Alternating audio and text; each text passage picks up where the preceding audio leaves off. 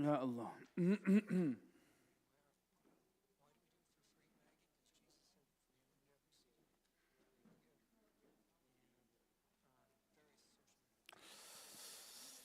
طيب. أعوذ بالله من الشيطان الرجيم. بسم الله الرحمن الرحيم. الحمد لله رب العالمين والصلاة والسلام على سيدنا محمد أشرف الخلق وسيد المرسلين وعلى آله وصحبه أجمعين. اللهم لا سهل إلا ما جعلته سهلا وأنت تجعل الحزن إذا شئت سهلا سهلا. رب اشرح لي صدري ويسر لي أمري واحلل عقدة من لساني يفقه قولي. اللهم أخرجنا من ظلمات الوهم إلى نور الفهم وأكرمنا بمعرفة العلم وزين أخلاقنا بالحلم يا أرحم الراحمين. آمين آمين. وآخر دعوانا الحمد لله رب العالمين. أما بعد, جزاكم الله خير for attending today for our continuing Fiqh of Salah course as we continue with what remains from Salat al-Jumu'ah and then go into Salat al-Eid after that, bidnillah. We covered most of what relates to Salat al-Jumu'ah in terms of its arkan, its virtue, of course, and then its pillars and its arkan, the shurut sihhat Salat al-Jumu'ah, shurut wujub Salat al-Jumu'ah, the conditions obligating Jumu'ah, and the conditions for the validity of Jumu'ah, as well as the actual arkan and the pillars of the khutbah itself.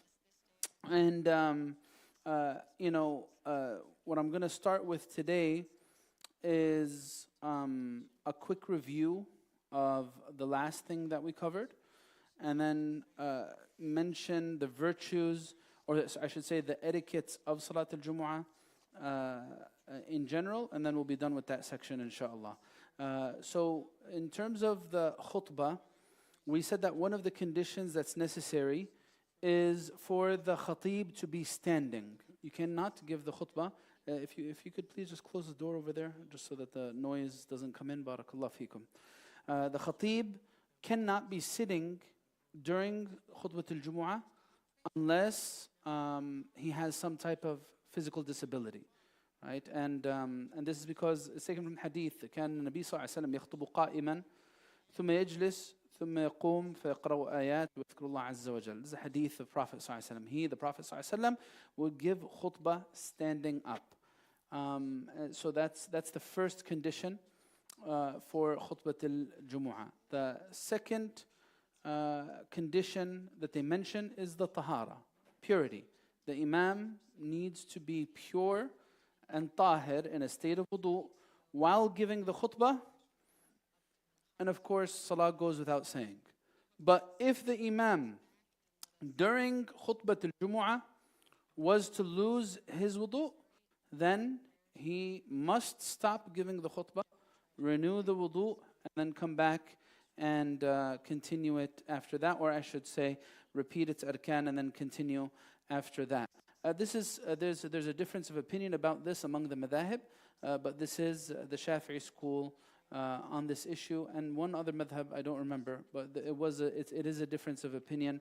The story that they cite is the story of Sayyidina Umar, where he was giving a khutbah, and he said that, and he lost his wudu, and he said that Allah is more deserving of my haya and my shyness. So he stepped down and he went and he renewed his wudu. So ولا تصح الخطبة من غير طهارة لأنها شرط في الجمعة, as we said. So it's a condition in Salat al-Jumu'ah. And of course, a condition that goes without saying is satrul awra, the covering of the awra. Just as it's an obligation during Salah, it's an obligation during Jumu'ah. Now, of course, both, as we said before, both the khutbah and the Salah are obligatory for Salat al-Jumu'ah. That's because Allah subhanahu wa ta'ala says, يَا أَيُّهَا الَّذِينَ آمَنُوا إِذَا نُودِيَ لِلصَّلَاةِ مِنْ يَوْمِ الْجُمُعَةِ فَاسْعَوْا. It is haram for someone obligated to attend Jumu'ah to continue to engage in anything else other than making it to the masjid as soon as the time for Jumu'ah comes in. And we said this last time, if someone wants to strategically come, and we get this question, believe it or not, the question is, what time is Jumu'ah? And when the answer is 1:15, the response is, no, not when the khutbah starts. When is the prayer? When is the prayer? Because I want to strategically come when the prayer is happening, so that I could spend as little time in the masjid as possible. A very noble goal, right? Not astaghfirullah, not noble at all. But the khutbah itself is wajib. If it happens that someone does what's within their means and ability to attend the khutbah but isn't able to, then do they pray 2 or do they pray 4? No, they're still going to pray 2 if they catch the salah. They're not going to have to pray 4 if they miss the khutbah. This is a common misconception too. Some people think that, it's 2 rak'ahs for the khutbah and then 2 rak'ahs for the salah. And so if you don't catch the khutbah, you have to pray 2 extra rak'ahs like you would normally do for dhuhr. That's not the case. You would only pray 4 if you miss the last rak'ah of Salat al-Jumu'ah. When do you miss it? When you miss the ruku' of the second rak'ah. If you catch the salah as the imam is rising up from ruku' and you're going down, you have missed Salat al-Jumu'ah. Then you can join the imam for the prayer, but after he says salam, you're going to continue with 4 rak'ahs. You're going to continue with 4 rak'ahs. So the khutbah is a shart just as the prayer is a shart. Another shart and condition in Salat al-Jumu'ah is the Arabic language for the arkan specifically. And this is the Shafi'i school on this. The arkan of the khutbah, which are very few, which we listed out before.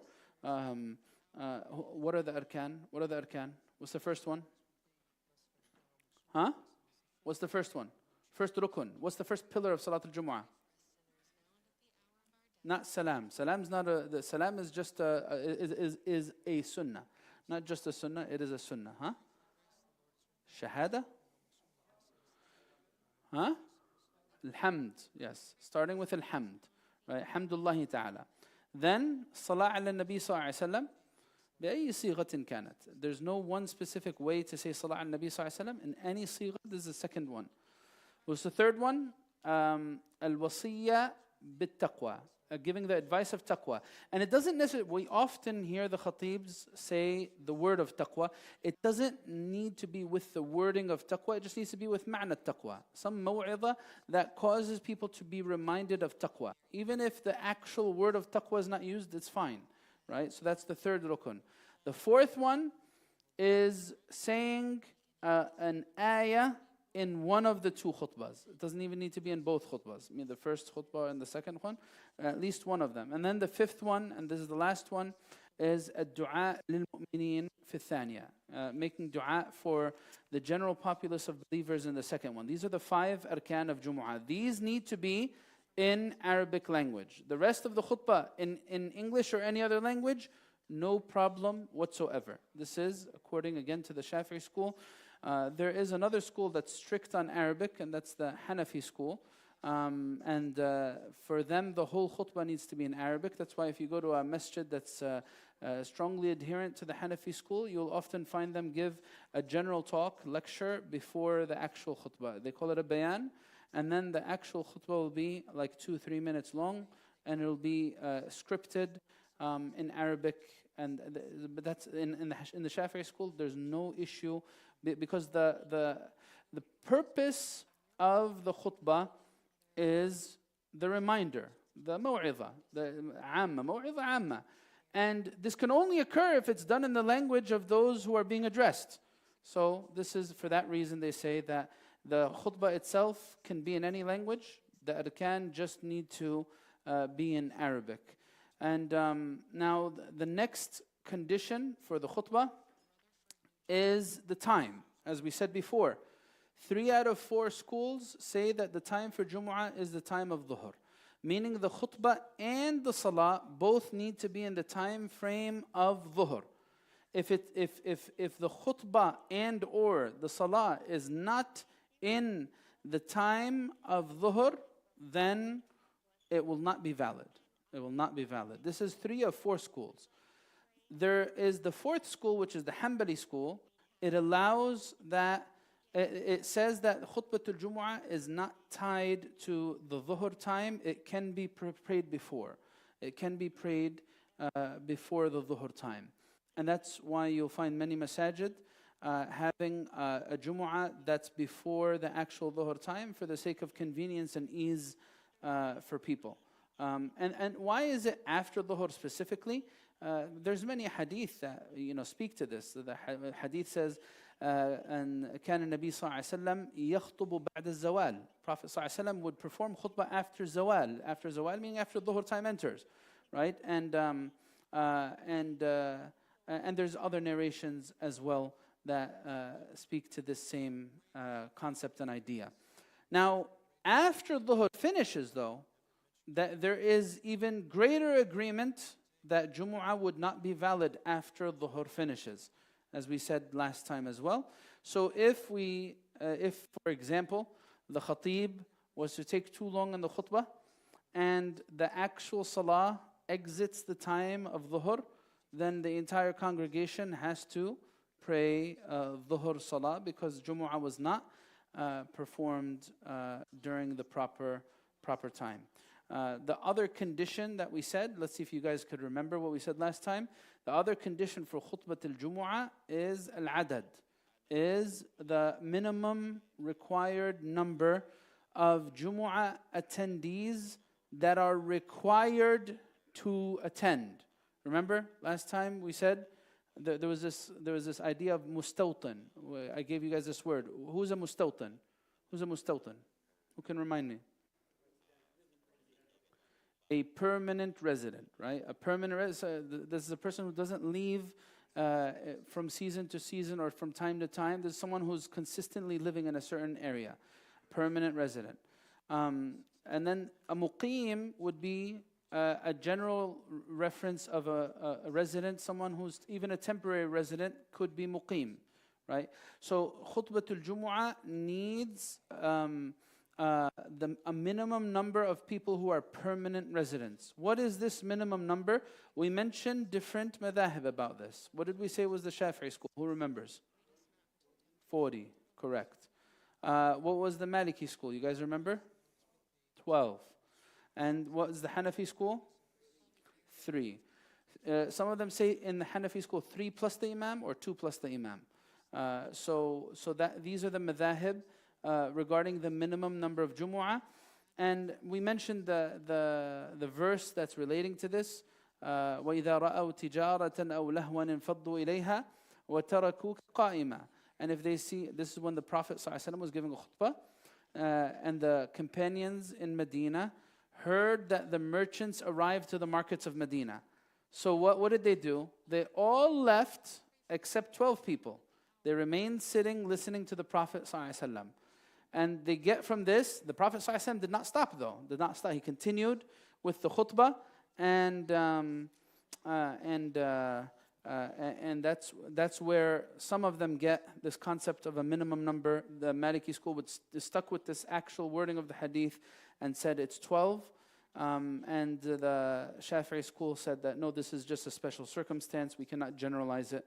But what constitutes a jama'ah or a large number of people is that what's going to be considered the minimum number, and they put for that 40. The other condition for Salat al-Jumu'ah, okay, so just to be clear, 40 individuals need to be there for the khutbah and salah. So say if we were to suppose that we start off with 2 people, and by the time salah time comes, because we have a lot of those, people who strategize for their Jumu'ah, we start off with 2-3 people, but when the time for salah comes, we get to 40.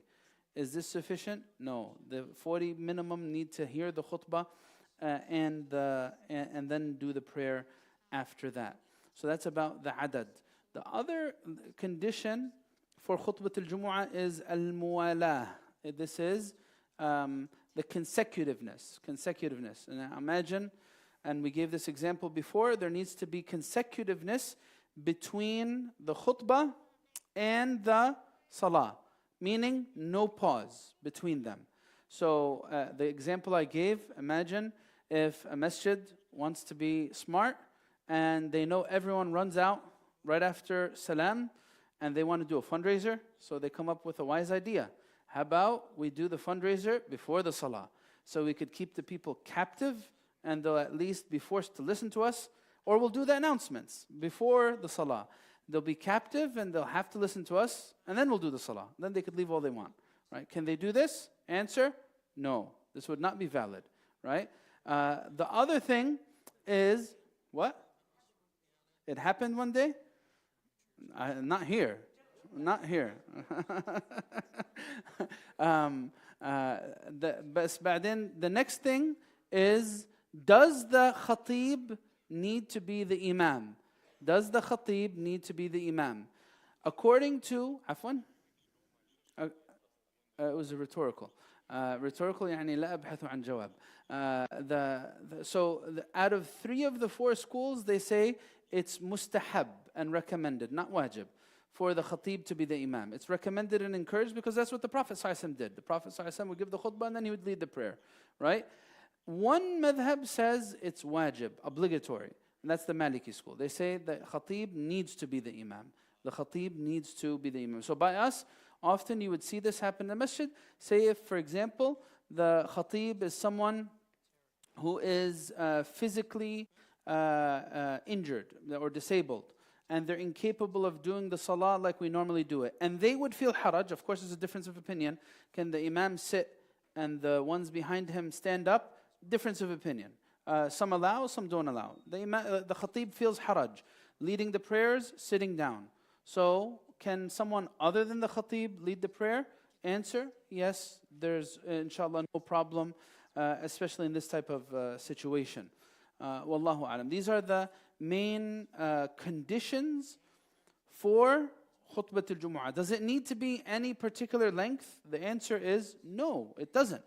Right? And in fact, the Prophet ﷺ said that إن قصر خطبة الرجل وطول صلاته أو وطول قنوته مئنة من فقهه. The Prophet ﷺ said that for the khatib's khutbah to be short and his prayer to be long is a sign that he has a depth of understanding.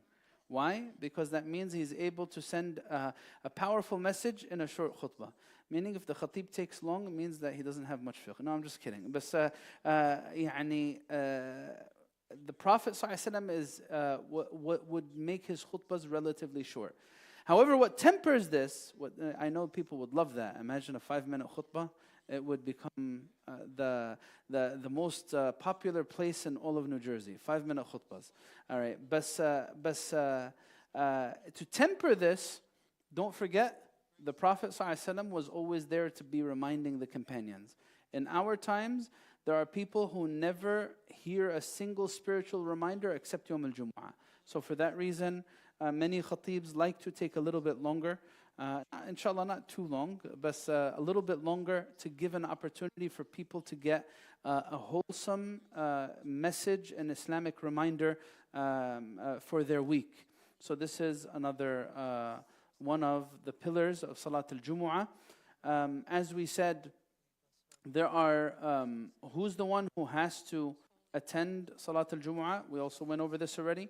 We said it is a male who is baligh, aqil, of age, of sound mind, who is not with an excused illness, and he's not traveling.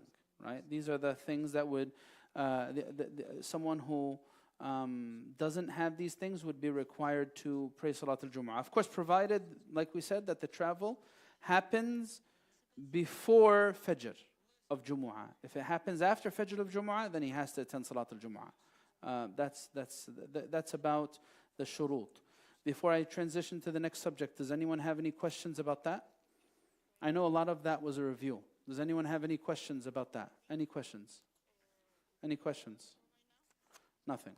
Okay, good. What are adab al-Jumu'ah? What are the general etiquettes of Salat al-Jumu'ah, of the day of Jumu'ah?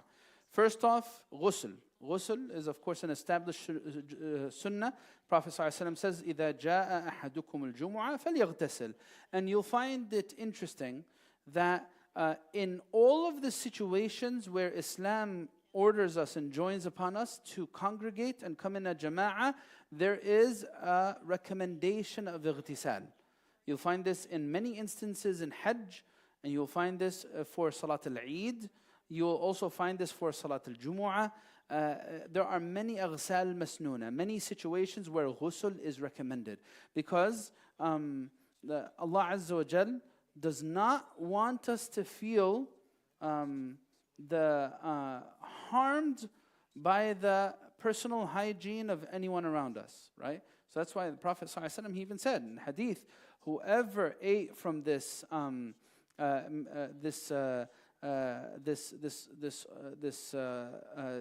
tree that is khabith and unpleasant should not near our masjid.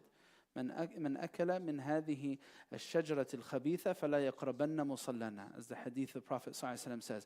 So that's why they say it's between makruh and even perhaps getting to the point of haram if the person goes with an awful stench to the masjid that will distract people from their prayers. Imagine that. If your smell is going to distract people from salah, imagine your noise, right? Imagine your noise. This is something to think about. If Islam wants me to be so aware of, and this is where we come, Salat al-Jumu'ah, talking during the khutbah, this is something that's not just disliked. This is haram. You know, imagine someone comes to the masjid, as Allah subhanahu wa ta'ala says, وَمَنْ أَظْلَمُ مِمَّنْ مَنَعَ مَسَاجِدَ اللَّهِ أَنْ يُذْكَرَ فِيهَا اسْمُهُ. Who's more oppressive? The one who denies the masjid from being a place of remembrance for people. So if someone, even if they're not required to attend Jumu'ah, some sisters might think, and I'm not speaking about our masjid specifically, we're in a fiqh class. Some sisters might think, well, I'm not required to attend Jumu'ah, and it's a perfect time for me to see my friends, so let me just go chill in the masjid and hang out in the back and have conversations and talk. I'm not even required to pray, so it's all good, right? So if the khutbah is going on, I don't know, does this happen downstairs, Hajj Osamah? Inshallah it doesn't. Inshallah it doesn't. I don't know. But anyway, if it does, then this person is actually doing something haram. If they are doing iz'aj and causing mischief for the people praying in Salat al-Jumu'ah. You should not talk. You should not come with an awful scent. You should not make any disruption. Even playing with the stones. As the hadith Prophet ﷺ says, مَنْ مَسَّ الْحَصَى فَقَدْ لَغَى وَمَنْ لَغَى فَلَا جُمُعَةَ لَهُ.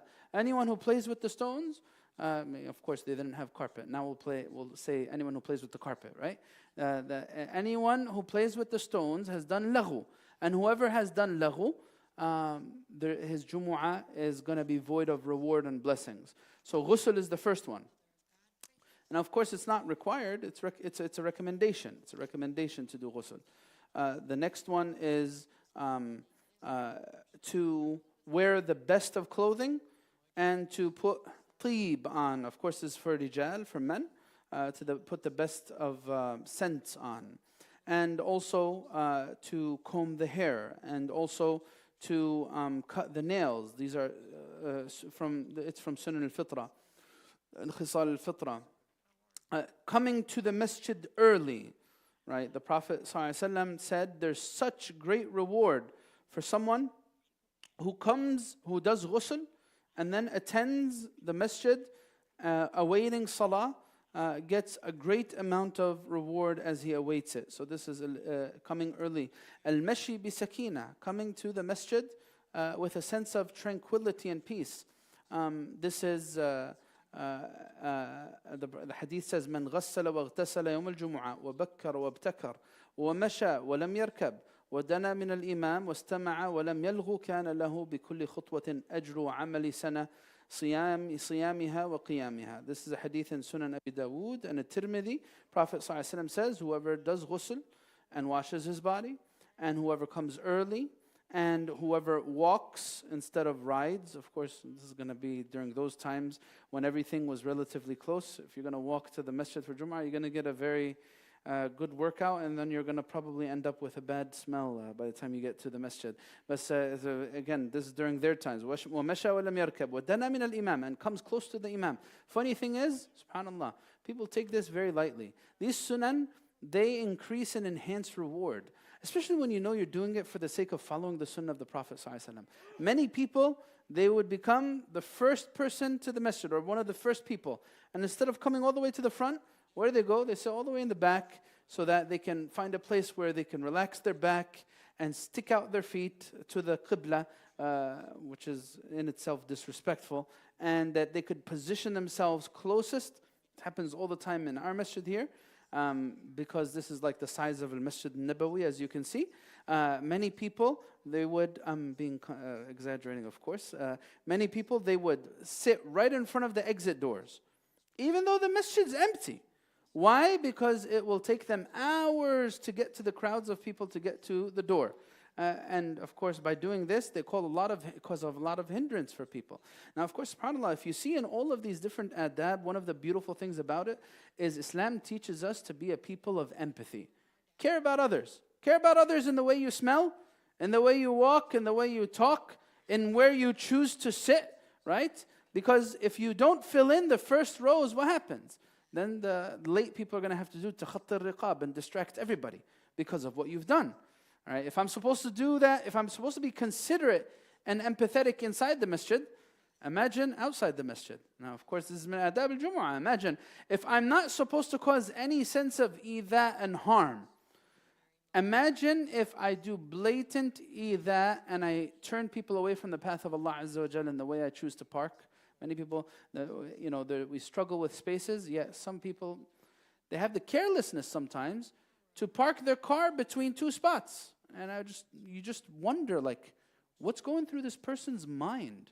Knowing that people are going to struggle to find a spot, yet he has the audacity, or she, to just not care about anyone or anything. Or come to the Jumu'ah, let me block a driveway, let me park illegally, let me do this, let me do that, let me do that. These are things that are very foreign to the spirit of Salat al-Jumu'ah. The spirit of Salat al-Jumu'ah is supposed to be one of great peace. One of great peace, sakina, tranquil. And in order for me to feel that peace inside, I need to act like this. I need to act like this. So, and then what do I do when I come inside the masjid? They say that among the sunan of Yawm al-Jumu'ah is to continue to do sunnah prayers, recommended prayers, until the imam actually begins the khutbah. So, and this is an encouraged thing. So if you come in 15, 20 minutes before the salah starts and you come in, best thing for you to do is to be in a state of utter busyness with worship. Salah, pray 2 rak'ahs, you finish them, pray another 2. Pray another 2 after that. You could continue to pray until the khutbah actually begins. This is a recommended and encouraged thing that we learn from our scholars.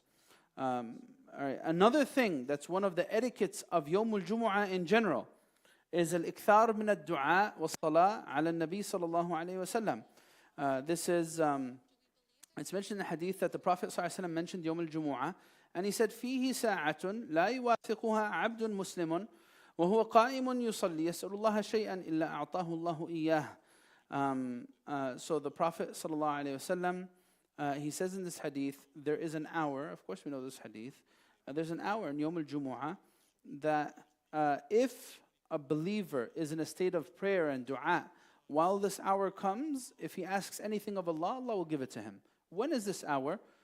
We don't know for certain. But some of the scholars, they say it's actually when the khatib is in the khutbah, between the 2 khutbahs, when he sits down. This is an opportunity to make dua. Some of them say no, it's before sunset. It's before ghurub al-shams yawm al-jumu'ah, before sunset, because the time before sunset is generally virtuous. It is most virtuous on the day of Jumu'ah. Just as the 2 rak'ahs of Fajr, before Fajr, the 2 sunnahs of Fajr are generally virtuous, they are most virtuous on the day of Jumu'ah. The best sunnah is the sunnah of Fajr Yawm al-Jumu'ah. The day, not the fard salah, the sunnah of it. That's as the hadith of the Prophet ﷺ mentions. So taking it with that, some of them said that, and the time just before ghurub is the most virtuous of times. Another sunnah that many scholars hold and adhere to is reading Surah Al-Kahf من قرأ سورة الكهف في يوم الجمعة أضاء له من النور ما بين الجمعتين. It gives light from Jumu'ah to Jumu'ah, reciting Surah Al-Kahf. Another etiquette of Yawm al-Jumu'ah is al-insatu lil-khutbah, to be in a state of utter silence and listening attentively to the khutbah. And to mention the hadith, من توضأ فأحسن الوضوء, whoever did wudu and perfected wudu, ثم أنصت للإمام يوم الجمعة حتى يفرغ من صلاته, and then he was in a state of silence and focus during the khutbah until the salah finishes, كفر له ما بين الجمعة إلى الجمعة وزيادة ثلاثة أيام. So this hadith is in Sahih Muslim actually. It's in Sahih Muslim. It's in Sahih. It's an authentic hadith. So the Prophet ﷺ says, if you do this, and then you will find that it'll cleanse you from sin, expiate your sins from Jumu'ah to Jumu'ah plus 3 days. Right? Plus 3 days, mashallah, ziyadat fadl, an extra purification. Prophet ﷺ tells us that this is the means for getting your sins expiated if you take advantage of this time. Not all time is the same. Some times are more precious and more special than others, and Jumu'ah is definitely at the top of the most precious times. Right? Another sunnah that they say in etiquette for the day of Jumu'ah is al-iktharu min fi'l al-khayr. The day of Jumu'ah is a day that should generally be a day of goodness, doing a lot of extra hasanat. You could choose it to make the day that you give extra charity. Again, like we said, extra salah ala Nabi sallallahu alaihi wasallam. It's very virtuous to be done on Yawm al-Jumu'ah. These are all etiquettes of salat. We mentioned it. ذكرناها. قراءة سورة الكهف. من قرأ سورة الكهف في يوم الجمعة أضاء له ما بين الجمعتين. It'll give you nur from Jumu'ah to Jumu'ah. There are other things that the khatib does that are recommended too, like standing on the mimbar. Is standing on the mimbar required? No, it's a recommendation. It's not a requirement. If, say, a masjid did not have a mimbar, would that be okay? Yes, it would be, even though it's not the sunnah.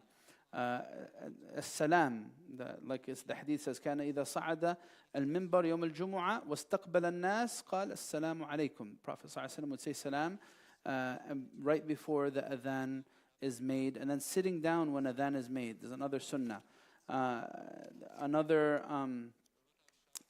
Another sunnah for khutbat al-Jumu'ah is رفع الصوت والجهر بالصوت. Is for the Jumu'ah. The Jumu'ah is not like a normal lecture, right? Normal lecture, we can joke around, we can have a less seriousness, no problem. But when the khatib does things that are inappropriate or lax, it's out of line. The khutbah is different. It's more sacred. It's more official. It's not meant to be a comic hour, right? Or a comic strip. It's not meant to be. So for the khatib to be jokative during khutbah al-Jumu'ah is not appropriate. The khutbah should be fasiha, should be very eloquent, very proper. Should be short, as we said. The imam should sit between the two khutbahs. And these are the main sunnahs of the khutbah al-Jumu'ah. And with that, that's pretty much the end of everything relating to Salat al-Jumu'ah. Before we finish it, does anyone have any questions remaining about Ahkam Salat al-Jumu'ah? Friday prayers in general. Anyone have any questions that they'd like to ask before we go into Salat al-Eidain, the Eid prayers? Any questions? Any questions? Good? All right.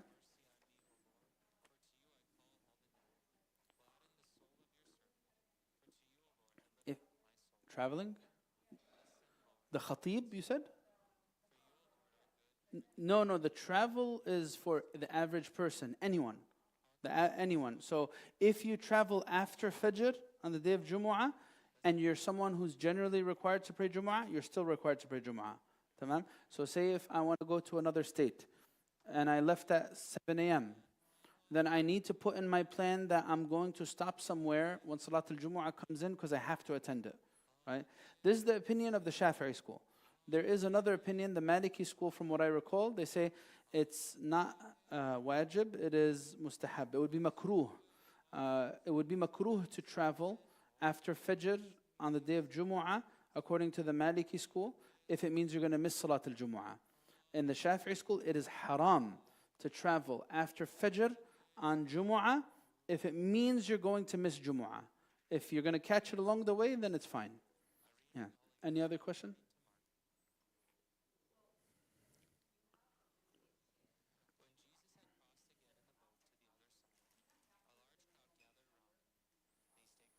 He would not count towards the minimum number, but again, more than likely, unless you're talking about a very small space, then it would not be an issue. So say if there's 50 people, and he's just a traveling, visiting sheikh, there's no harm anyway. There's no harm done. La ba's. Yeah. Yes.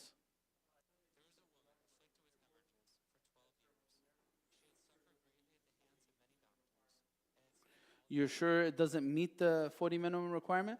So if you're following an opinion that establishes certain ahkam for Jumu'ah that are not had and not present, then you would default back to dhuhr. Like so, for example, last week we mentioned one of the conditions that is according to the majority of scholars is that Salat al-Jumu'ah needs to be within a town of residence, a place where there is like a city, a town. Yani, it cannot be on a hiking trip or in the middle of the desert. Like say if we went on a camping trip and we're 50 people, can we pray Salat al-Jumu'ah? According to most scholars, no. There is one madhab that says yes, the Hanbali school. They say it's fine. But so according to the most, then what am I supposed to do? I default back to dhuhr. I pray dhuhr, right? So that wallahu alam. That's so if you're at an airport, like you said, they offer Jumu'ah, and it doesn't meet the minimum requirement, then if you're following that opinion, then you're going to default back to dhuhr. Yeah. Wallahu alam. Who else has questions? Any other questions? Can you combine, say if it's raining on the day of Jumu'ah, can you combine between Jumu'ah and Asr? Can you combine between Jumu'ah and Asr? There are, you guys are Shafi'i. There are differing views on this. The madhab that would allow this is the Shafi'i school. Only, alhamdulillah. Only the Shafi'i school would allow this. The Hanafi school, they don't combine between prayers to begin with. The Maliki school only allow it for rain during the night prayers, not the day prayers. They don't allow it during the day prayers. The Hanbali school says you cannot combine Jumu'ah with Asr ever. If you're praying Jumu'ah, you cannot combine it with Asr. That's what they say. So the Shafi'i school is the one that would allow combining between Jumu'ah and Asr. And of course, it's a respected opinion. What am I supposed to do with these differing opinions? We've already said this in the beginning of this lecture series. The best thing for you to do is to try to be consistent and not become a fatwa shopper. Don't become a fatwa shopper. Shop on Amazon all you want, but don't shop for fatwas. Don't do that. Don't mix and match, because that's indicative of hawa, right? That shows a person is whimsical, right? I'm just trying to find the best of everything. Or what I should say, the least accountability for everything. I'm trying to find a way out. All right, so it's best to be consistent, but in certain situations where it's difficult for me to do something, if an established opinion and a respected opinion says it, and I have a genuine hardship, then it's fine. فَلْيُقَلِّدْ مَنْ أَجَازَ. There's no problem with this whatsoever. You had your hand up?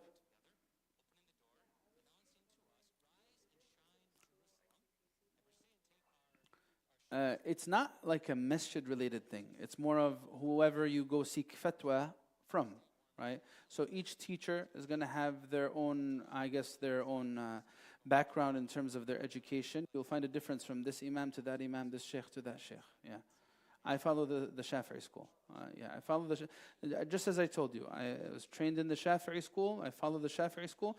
But on issues where it's difficult to follow the Shafi'i school, I would direct to the others, and we would try to avoid what we call talfiq, which is mixing and matching in a way where neither madhab or neither opinion says this or that, right? Following your whims, right? Allahu alam. Anyone else have a question before we go to Salat al-Eid? Let's go to Salat al-Eid. Salat al-Eid. So we have Eid al-Fitr, and then we have Eid al-Adha, right? We have Eid al-Fitr, and then we have Eid al-Adha. Both days of Eid, how many days are they? Is Eid more than one day? Huh? Technically, the day of Eid is one day, right? That the 3 days for Eid al-Fitr is a cultural thing. وما في مشكلة عادي, no problem. Keep it 3 days so people could stay in good spirits. ما في مشكلة. But technically, the day of Eid is one day. For Eid al-Adha, it's 1 day plus أيام التشريق. أيام التشريق. So Eid al-Adha, العاشر من ذي الحجة. Eid al-Adha is the 10th of Dhul Hijjah. 11, 12, 13, we refer to these as أيام التشريق. And they are days of celebration, right? أيام منى, أيام أكل وشرب وذكر لله تعالى. And we actually celebrate them with takbir. We continue to do takbir in Eid al-Adha from Fajr يوم الجمعة,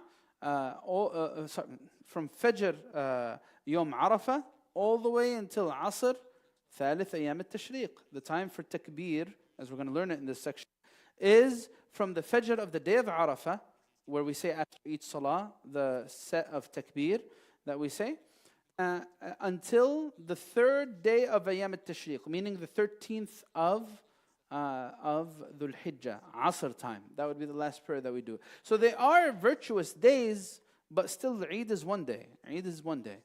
So we have Eid al-Fitr, of course, is after Shahr al-Siyam. Allahumma balighna Ramadan. Oh Allah, allow us to see Ramadan. Eid al-Fitr. And then we have Eid al-Adha, is after Manasik al-Hajj.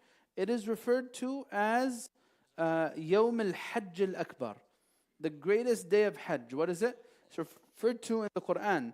وَأَذَانٌ مِّنَ اللَّهِ وَرَسُولِهِ إِلَى النَّاسِ يَوْمَ الْحَجِّ الْأَكْبَرِ أَنَّ اللَّهَ بَرِيءٌ مِّنَ الْمُشْرِكِينَ وَرَسُولُهُ. What day is Yawm al-Hajj al-Akbar? The greatest day of Hajj, Yawm al-Nahr, the day of sacrifice. According to the majority, the best day of the year is actually Yawm al-Nahr, the day of sacrifice, the 10th of Dhul Hijjah. Some say it is the day before it, which is the day of Arafah, but actually there's a hadith that says أفضل الأيام عند الله يوم النحر.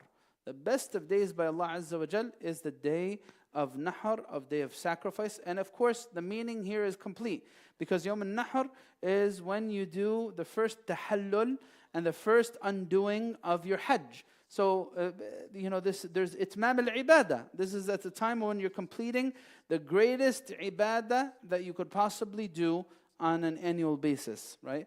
So that's the best day of the year, Eid al-Adha, Yawm al-Nahr, right?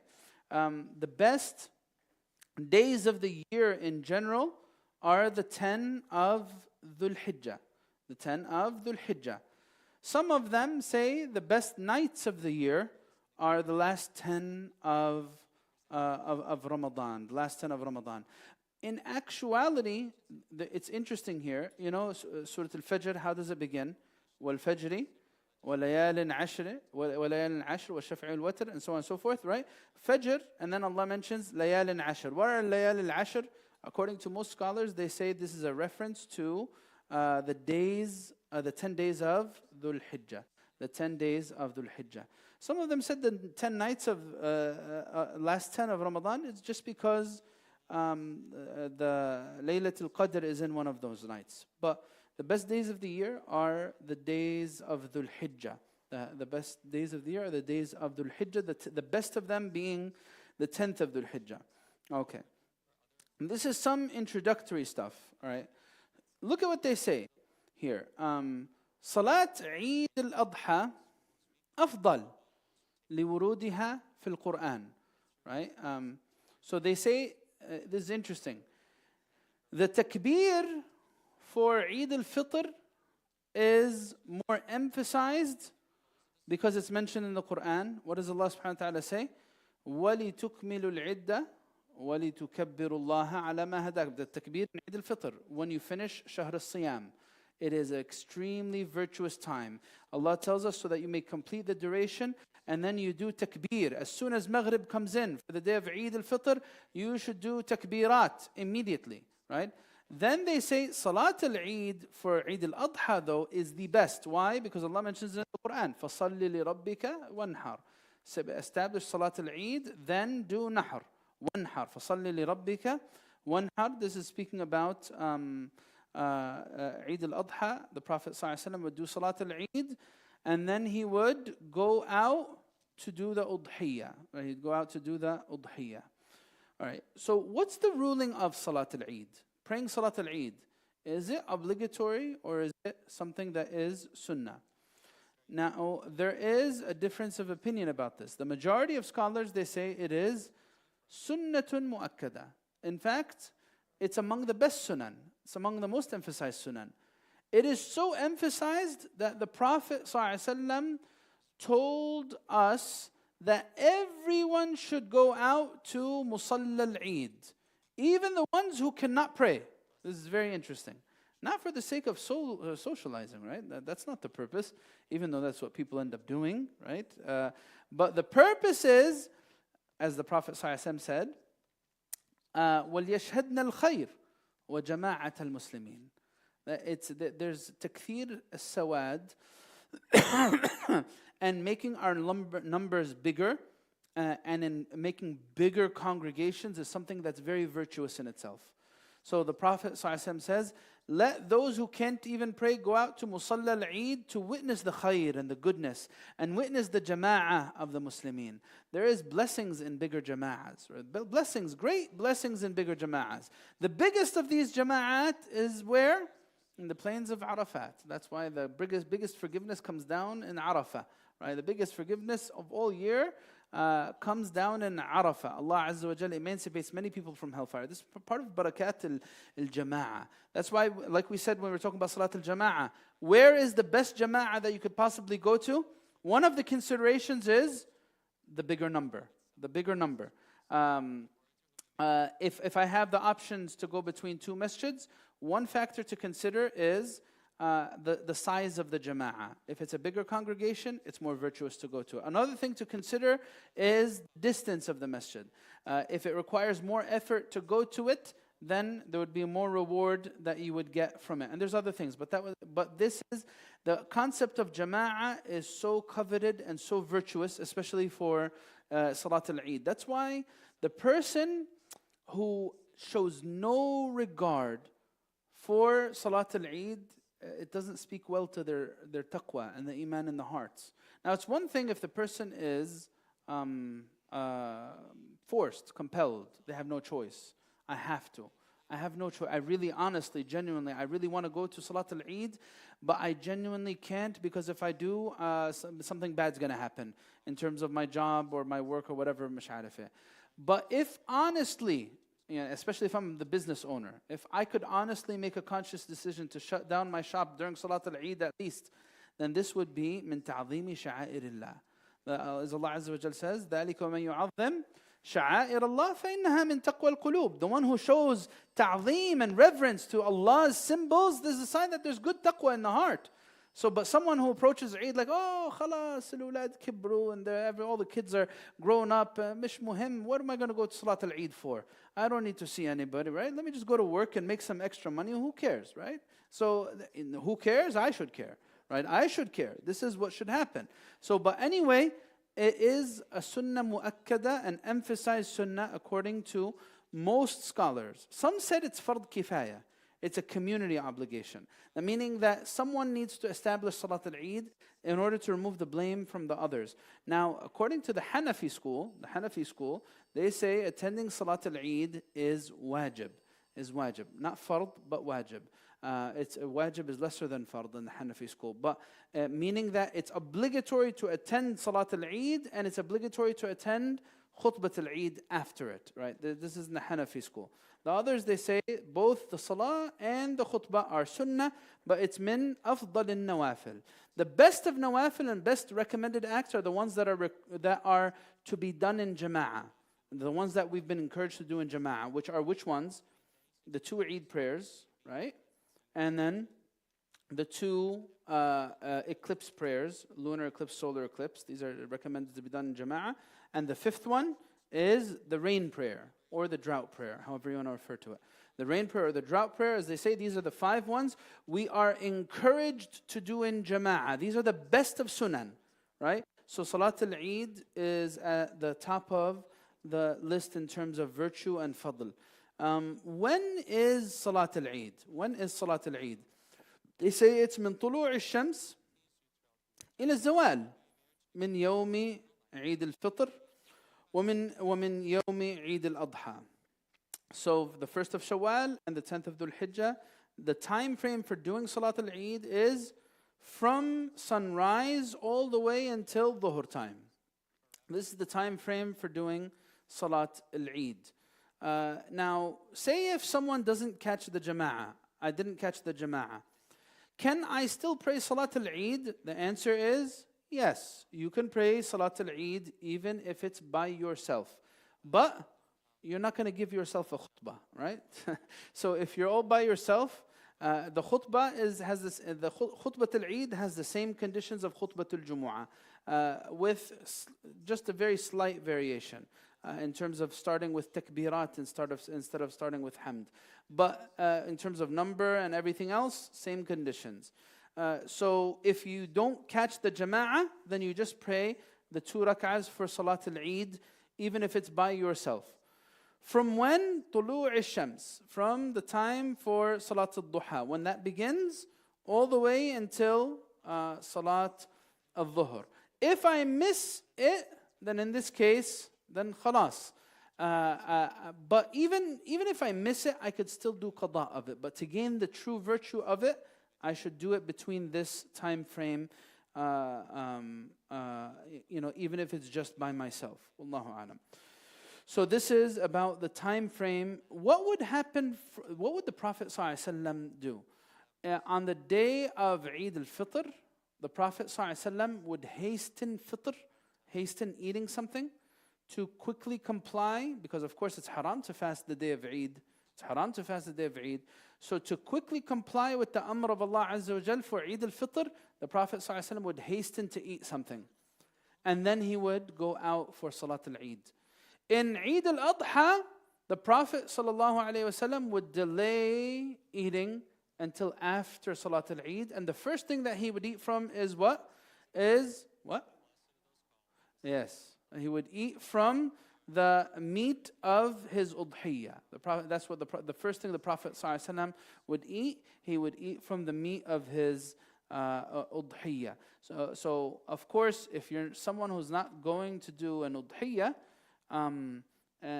or you're not going to do it yourself, or you're going to just send the money over somewhere else, then at least sticking to the appearance of the sunnah still has a value to it in terms of hastening to Salat al-Eid, to pray it first and then eat, even if you're just going to eat donuts after it.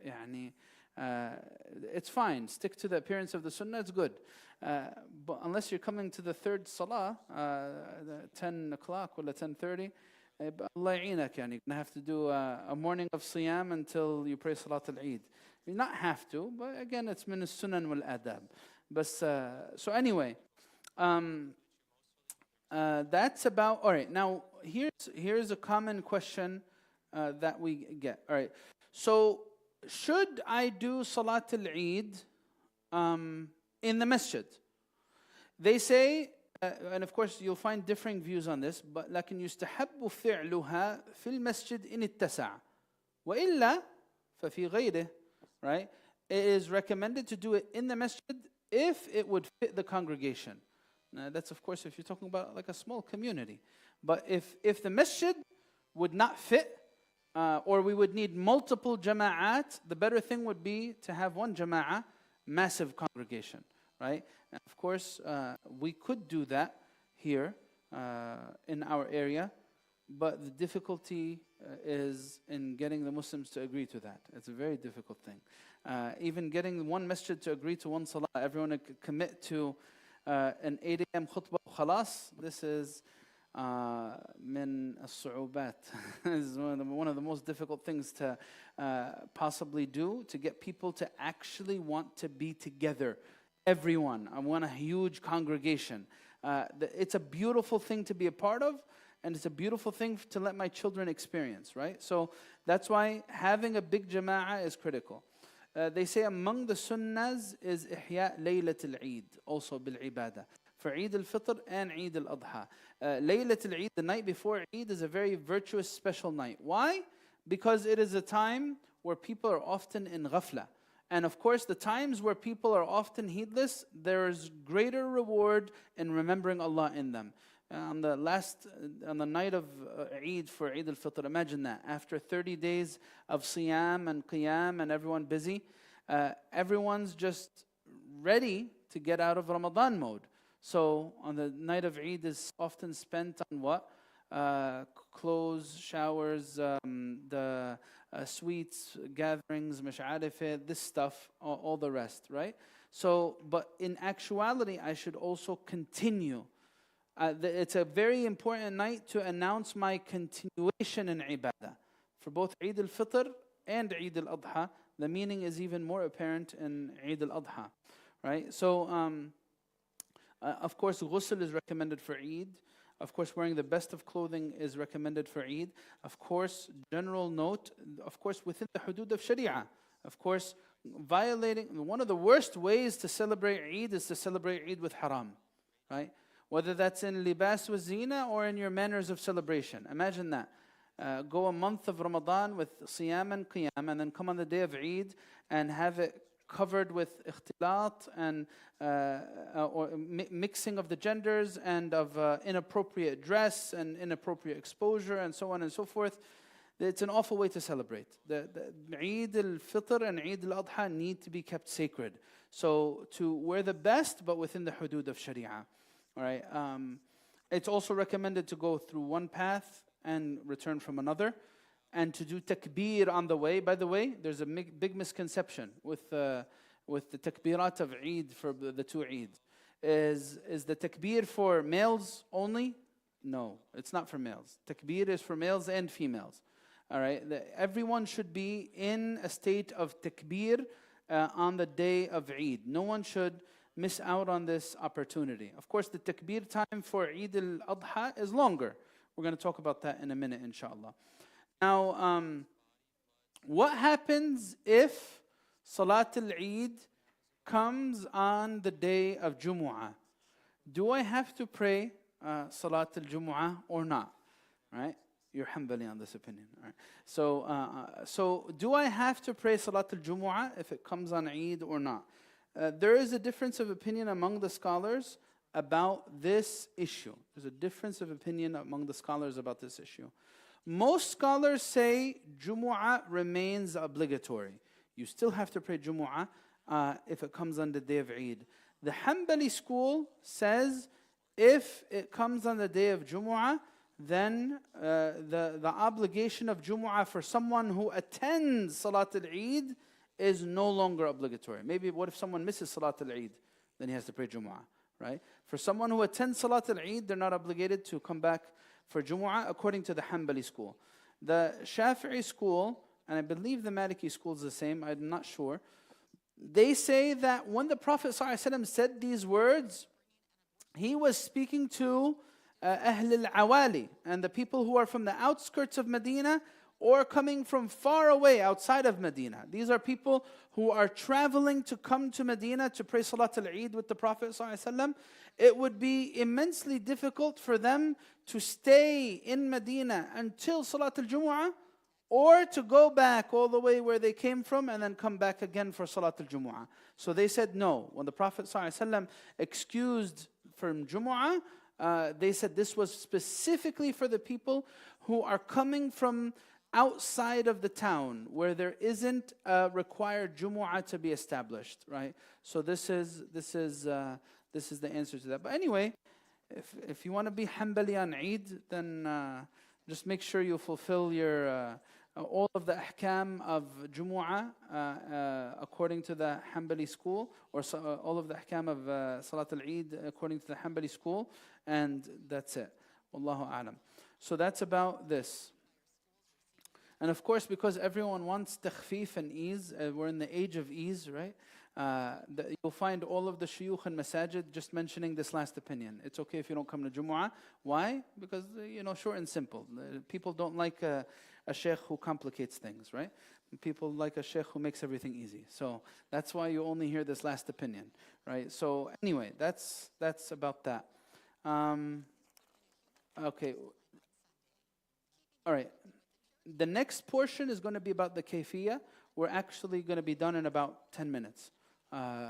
Does anyone have any questions before I go into the manner of praying Salat al-Eid?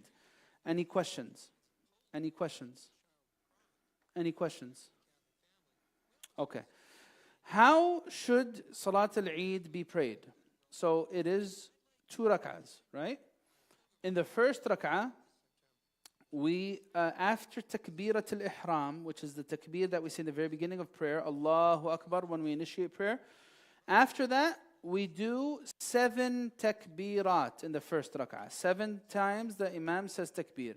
And the way that the Imam says takbir, he says it out loud, and he raises his hands between each takbirah, and it's recommended for those behind to say it out loud and raise their hands between each takbirah. Different than Salat al-Janazah.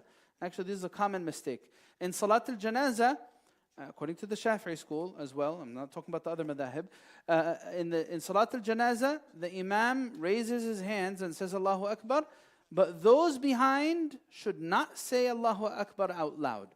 They could just raise their hand and motion with their hands, and that's it. But in Salat al-Eid, no. Everyone says takbir out loud, right? يكبر في الأولى 7 تكبيرات يقينا. All right? This is بين دعاء الاستفتاح والتعوذ.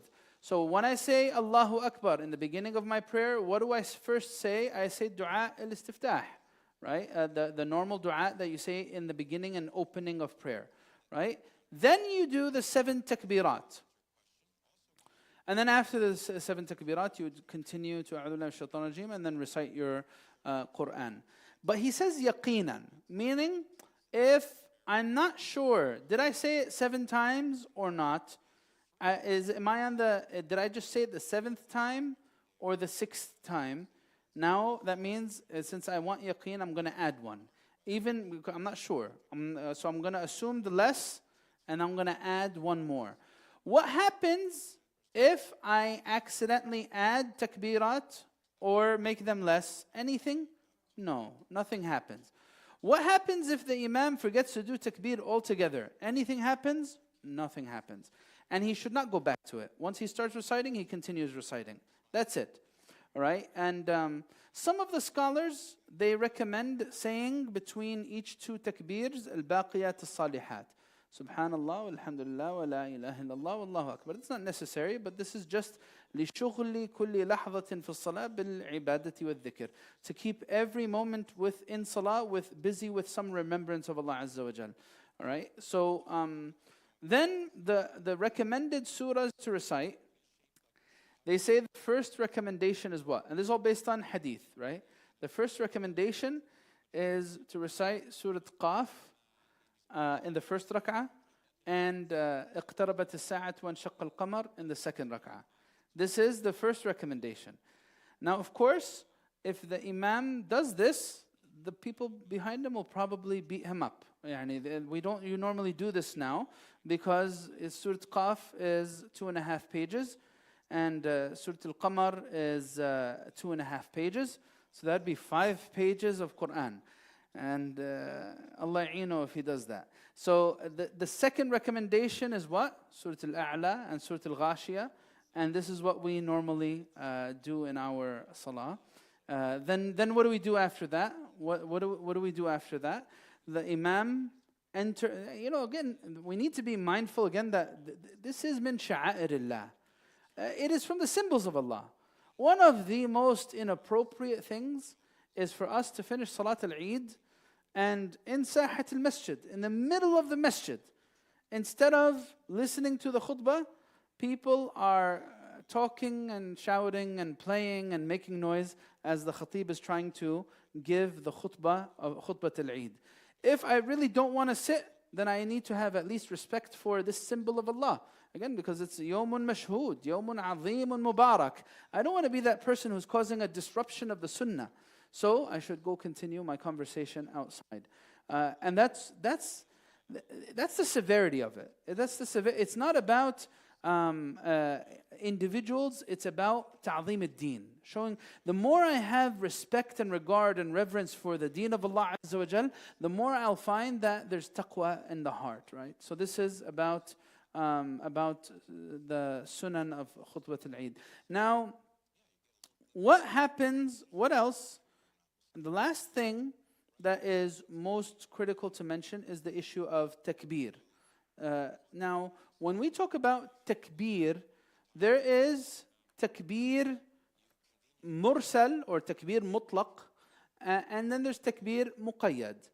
There is general encouragement of takbir, saying Allah, the sigha, Allahu Akbar, Allahu Akbar, Allahu Akbar, La ilaha illallah, Allahu Akbar, Allahu Akbar, wa lillahi alhamd.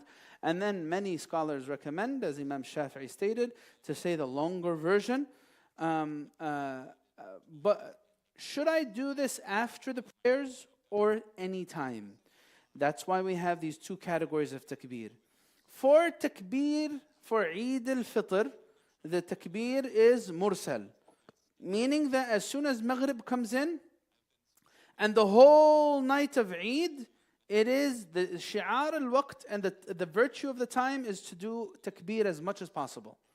All the way until the khatib stands on the minbar, all the way until Salat al-Eid begins. All the way until Salat al-Eid begins, it's a general encouragement to do takbir. However, for Eid al-Adha, there is more detail. For Eid al-Adha, so he said, as they say here, al-mursal huwa al-mutlaq an al-taqyid fayukabbiru fi kulli waqt wa yakunu fi al-fitr wal-adha. Right? In Eid al-Adha, the takbir mursal starts from the beginning of Dhul Hijjah. This is the takbir that's not linked with the salah. Just a general recommendation. The days of Eid of Dhul Hijjah are days of takbir. Now at takbir al-muqayyad, the one that we do after every salah, whether I'm in the masjid or at home, whether I'm praying in jama'ah or individually, this starts from the fajr of the day of Arafah. This is لغير الحاج. They say وقته لغير الحاج من صبح يوم عرفة, from the fajr of the day of Arafah until the third day of Ayam al-Tashriq, until Salat al-Asr. So Arafah, 9th of Dhul Hijjah, full day, 5 prayers. 10th of Dhul Hijjah, Yawm al-Eid, full day, 5 prayers. 11, 12, same thing, full day, 5 prayers. How many prayers do we have so far? 4 times 5? 20. The last day, I have Fajr, Dhuhr, Asr. After Asr, that's it. Because once Maghrib comes in, a new day starts, right? So those 23 prayers are going to be all with takbir muqayyad. After each prayer, I am encouraged, and it's sunnah, to do the takbirat. What about for the Hajj? The Hajj starts, the one who performs Hajj, starts from the Dhuhr time of the day of Eid. And that's because that's after they finish the core of the manasik, and they do at-tahallul al-asghar. They do the first undoing of their Hajj. Right? من ظهر يوم النحر إلى صبح آخر أيام التشريق. So until the Fajr time of the last day of أيام التشريق, Fajr time. فإن تحلل كبر حتى العصر. But if he was to undo his Hajj, the second undoing, meaning fully finish the manasik, then he can continue until the Asr of the last day of Tashriq. So this is about the takbirat for Eid, and that's pretty much everything relating to Salat al-Eid. Does anyone have any questions about Salat al-Eid and Ahkam Salat al-Eid? Yes.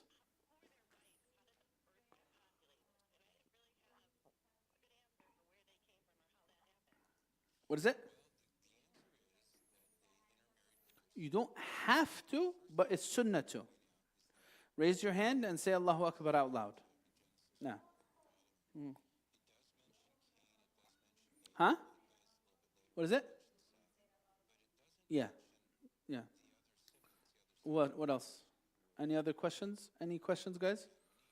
Any questions?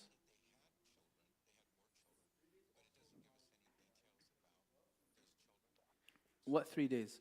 No, the 3 days in Eid al-Adha, it's because there's a continuation of the rituals of Hajj, right? Throwing the jamarat, right? So it's only for Eid al-Adha, 11, 12, 13. Good? All right, so we're done for today, alhamdulillah. And we're covering ground in our course. Next time, we're going to be going over the eclipse prayers and the rain prayers. Salat al-istisqa and Salat al-kusuf wal-khusuf. Jazakum Allah khair. Subhanakallah wa bihamdik. Nashhadu an la ilaha illa ant. Nastaghfiruka wa natubu ilayk. Assalamu alaikum wa rahmatullah.